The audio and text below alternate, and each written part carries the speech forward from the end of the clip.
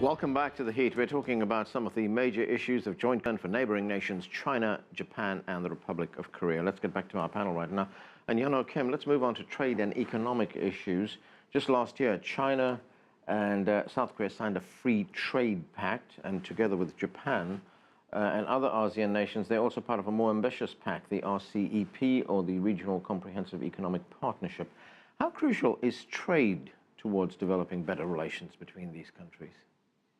I would say how important it is to the South Korean economy. Actually, the South Korean economy is facing a series of problems, including aging population, years of slow growth, and troubled major industries like shipbuilding, petrochemical, steel making. So expanding free trade is kind of a survival strategy for the South Korean government, for the South Korean economy as a whole. And the bilateral trade with China is, I think, a good example. Thanks to this dramatically growing trade volume with China, we have seeing a very new phenomenon in South Korea. For example, the producers of South Korean TV drama, like Descendants of Sun, Taeangye in Korean, they had to factor in the Chinese market when they plan to have this kind of project. So we're seeing a dramatically growing economic interdependence between the two countries. Right, Yoichi Shimatsu, we have, of course, one big development coming up, and that is the inauguration of Donald Trump as President of the United States. Let's look at some of the comments he's made. Let's look at trade, for instance. This is what the Wall Street Journal had to say. It says that Trump's promised trade tariffs on China would likely hurt U.S. allies Japan and South Korea, which have become increasingly dependent on the Chinese market. How does Japan view Trump? Well, with a great amount of easiness. You know, Japan agreed to the Trans-Pacific Partnership, TPP, and did a lot to boost it after initial reluctance, and now is left holding the bag. And then following that, the tariff regime, while Trump has focused his verbal rhetoric against Chinese imports in our exports to America, he's also targeted Japan in the past. And the problem for Japan is Japan sells much more expensive goods, let's say automobiles, very high-end electronics, high-end games. So tariffs would really put those items out of the reach of most American consumers. Whereas the Chinese goods, tend to be the things that they sell in Walmart, so you can afford to raise the prices there, maybe 30%, 40%, and people will still buy them. So actually, the tariff regime will be very, very hard, I think, on Japan and probably on Korea next, and surprisingly not as hard on China. So this is a very, very difficult issue, and we haven't had really a strong tariff regime except when it comes to dumping recently. So there's not a lot of expertise anymore among economists, trade experts. So this is sort of unknown territory that everyone's going into. Young Xiyu, are you concerned how some of Trump's policies may impact the region? I mean, if we look at his policies on trade, or what he's said about what he wants to do, or what he said about Taiwan, is there danger that he might try to insert himself into the region in a way that could undermine the relationship between countries like China, Japan, and South Korea? There were indeed some positive or optimistic expectation about Trump. Because he is a businessman, he should be business likely. However, in recent indicators sent by Trump really worried most of Chinese. But compared with the trade issue and the Taiwan issue, frankly speaking, China doesn't concern too much about trade disputes because U.S.-China economic ties has been too close to be broken. And especially China doesn't believe Trump will put 45% of the tariffs on Chinese goods.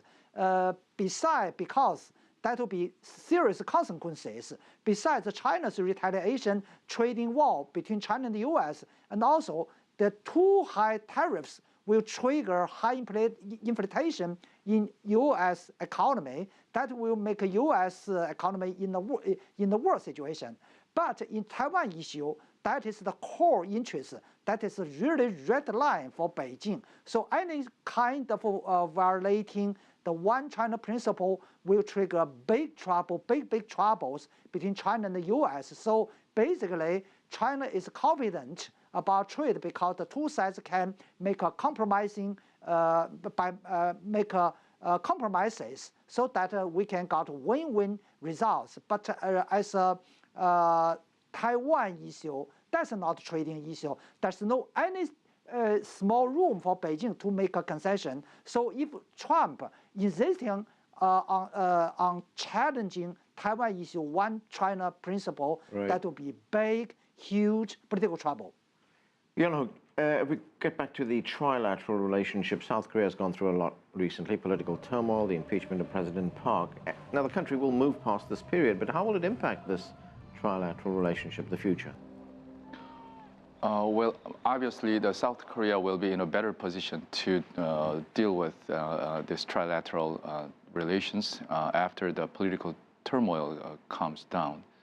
And I think when we have the next government after the presidential election, we still don't know when it would happen.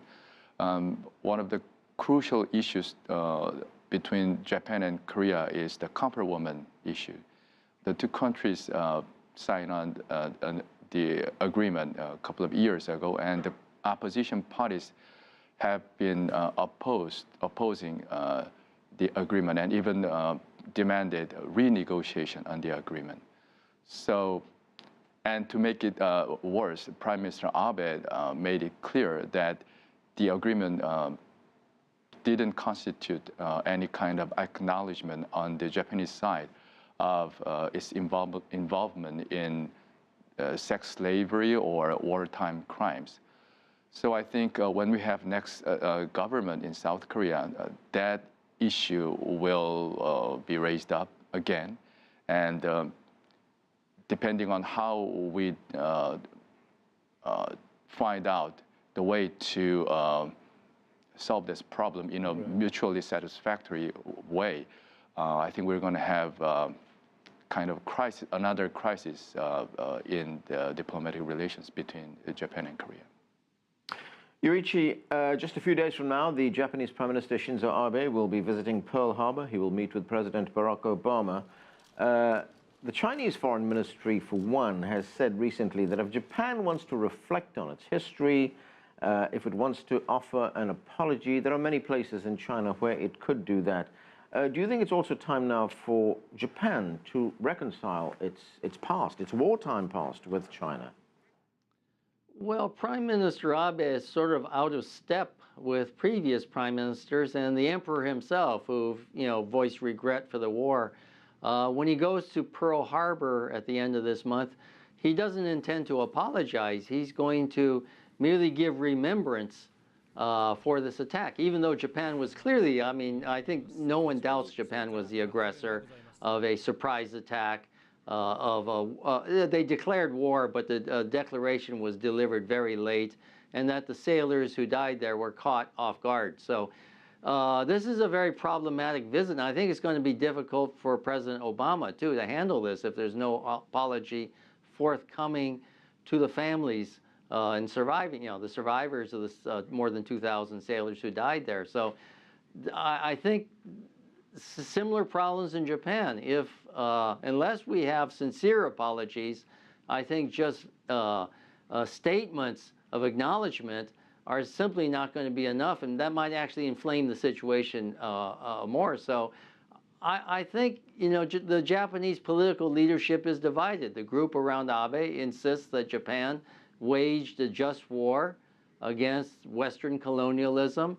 And on the other side, you see the emperor and his camp who felt that Japan did horrible things, that the war was wrong, and it should never be repeated again, and apologies are due to the people of Asia and the people of the United States. So there is a definite divide here, and it's unfortunate that President Abe, he's not the first prime minister.